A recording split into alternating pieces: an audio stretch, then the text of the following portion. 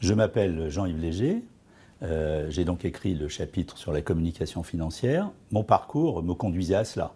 J'ai été d'abord analyste financier, puis ensuite j'ai rejoint le groupe BSN, maintenant Danone, à la direction financière, puis j'ai évolué au sein de cette direction générale vers la direction de la communication. J'ai donc été directeur de la communication de BSN Danone, puis ensuite d'LVMH, avant de rejoindre le monde des agences, et en particulier le groupe Havas, où j'ai passé une quinzaine d'années et où j'ai mené de très très belles opérations de communication financière, notamment les introductions en bourse de EDF et de Natixis. Donc un parcours qui est un peu original en France, par rectiligne, et où j'ai été à la fois récepteur de communication financière, émetteur de communication financière et conseiller en communication financière.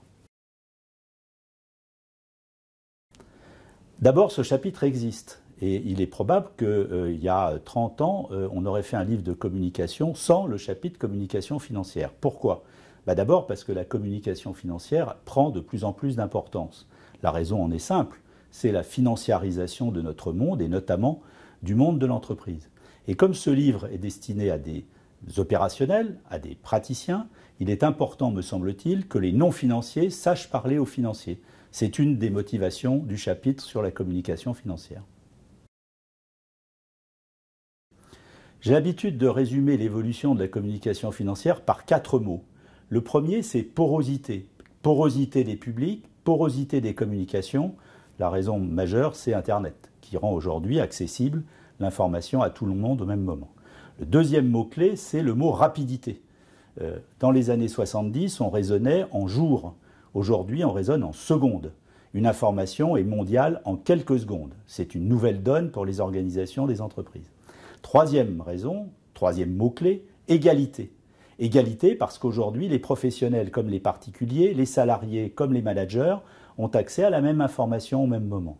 Et enfin, dernier point, risque, parce que la technique, ça n'est pas une science exacte, et on a vu des exemples récents où des communiqués de société pouvaient être pollués par des intervenants extérieurs, ce qui, dans le cas d'une société cotée, peut être tout à fait dommageable.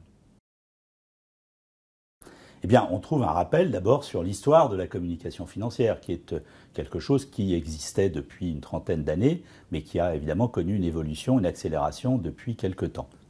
C'est quoi la communication financière ? C'est d'abord une obligation, il y a des règles qui sont extrêmement claires, et une volonté de la part des entreprises. Tout ça pour conclure à une démarche de marketing. L'offre, c'est l'entreprise qui se présente, qui met en avant ses résultats, ses perspectives, et la demande, c'est tous les publics naturels de la communication financière et tous les publics périphériques.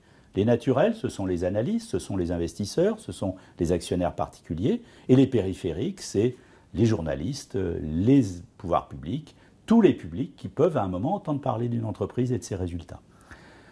On parle aussi bien évidemment des moyens de la communication financière et en premier lieu du numérique, et on termine par un exemple concret de démarche de communication qui est l'introduction en bourse d'EDF.